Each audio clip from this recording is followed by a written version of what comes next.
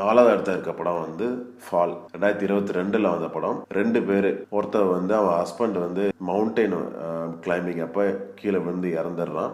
அந்த கிரீஃப்ல இருக்கிற ஒருத்தவன், இன்னொருத்தவ வந்து யூடியூப்காக வீடியோ போடுற இன்னொரு பொண்ணு. 2 பேரும் சேர்ந்துக்கிட்டு ஒரு பழைய டிவி டவர்ல ஏறுவாங்க. ஒரு அட்வென்ச்சருக்காக ஏறுவாங்க. 2000 ஃபீட் அந்த டவரோட ஹைட்டு. ஃபுல்லா மேல ஏறிடுவாங்க. ஏறின உடனே அவங்க கிட்ட இருக்க லேடர் வந்து உடஞ்சி கீழே விழுந்துரும்.